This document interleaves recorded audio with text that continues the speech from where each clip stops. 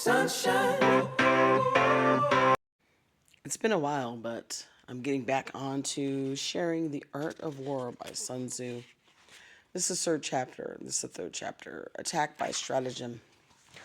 Sun Tzu said in The Practical Art of War, the best thing of all is to take the enemy's country whole and intact. To shatter and destroy it is not so good. So too, it is better to capture an army entire than to destroy it. To capture a regiment, a detachment, or a company entire than to destroy them. Section 2. Hence, to fight and conquer in all your battles is not supreme excellence. Supreme excellence consists in breaking the enemy's resistance without fighting. Section 3. Thus, the highest form of generalship is to balk the enemy's plans. The next best is to prevent the junction of the enemy's forces. The next in order is to attack the enemy's army in the field. And the worst policy of all is to besiege walled cities. Section 4. The rule is not to besiege walled cities if it can be possibly avoided. The preparation of mantlets, movable shelters, and various implements of war will take up 3 whole months, and the piling up of mounds over against the walls will take 3 months more. Section 5. The general, unable to control his irritation, will launch his men to the assault like swarming ants, with the result that 1/3 of his men are slain, while the town remains still untaken. Such are the disastrous effects of a siege. Section 6. Therefore, the skillful leader subdues the enemy's troops without any fighting.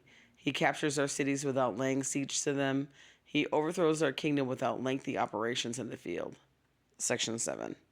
With his forces intact, he will dispute the mastery of the empire, and thus, without losing a man, his triumph will be complete. This is the method of attacking by stratagem.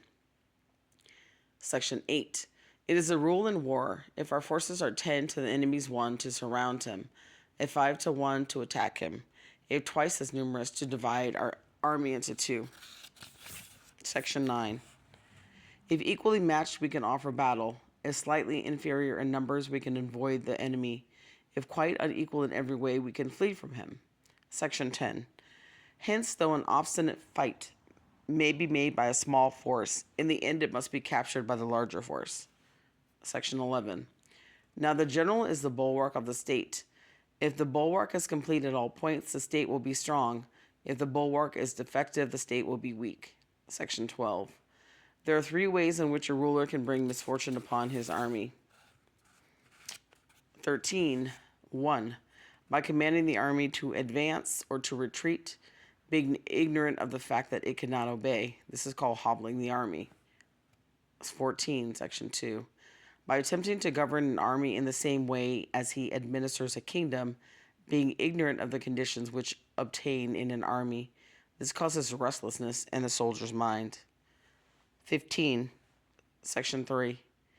By employing the offices of his army without discrimination, through ignorance of the military principle of adaptation to circumstances. This shakes the confidence of the soldiers. 16. But when the army is restless and distrustful, trouble is sure to come from the other feudal princes. This is simply bringing anarchy into the army and flinging victory away. 17.